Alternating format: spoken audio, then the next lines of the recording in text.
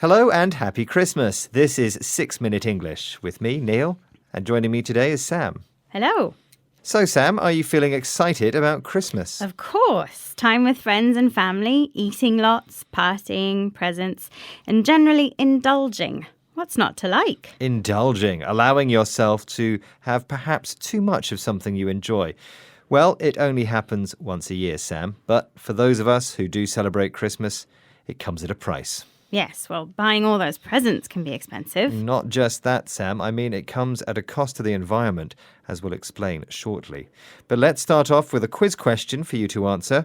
In 2010, a Christmas tree in Belgium was awarded the world record for having the most lights on it. But do you know how many?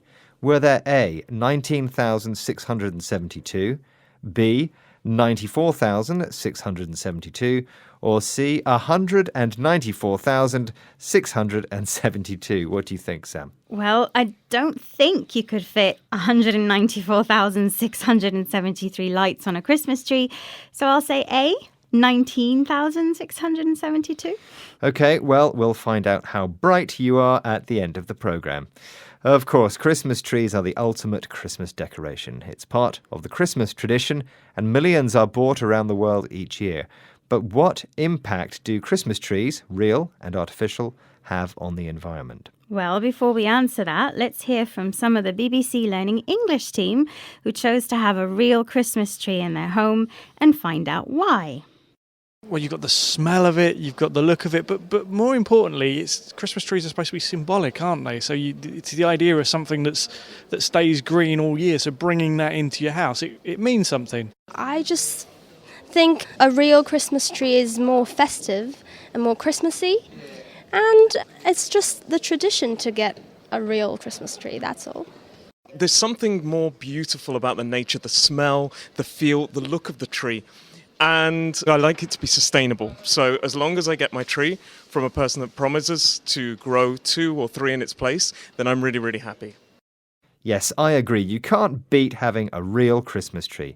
And as Phil said, it's symbolic. It represents something important. And here a Christmas tree is the symbol of Christmas. And as Jaing mentioned, it's a tradition, something that's done regularly and has become the expected thing to do. And I'd agree, it makes things more festive. A word to describe the joyful feeling you get when celebrating something like Christmas. But of course, all these trees are often thrown away, which is wasteful. That's why Roy mentioned his tree being sustainable, which means they can continue to be grown and cut down over a longer period, and so it's less harmful to the environment. Well, an alternative to a real Christmas tree is a fake or artificial one, which is what Fei from our team has in her house. What are the reasons why? We have a plastic Christmas tree, which we've had for about 9 years. So it's plastic, so you can reuse it every year. And it's more economical, and we don't have to keep buying new trees. So Fei's fake tree is made of plastic, so that's not great for recycling. But the good thing is she uses it year after year, which makes it economical, which means it doesn't cost a lot of money. It's good value.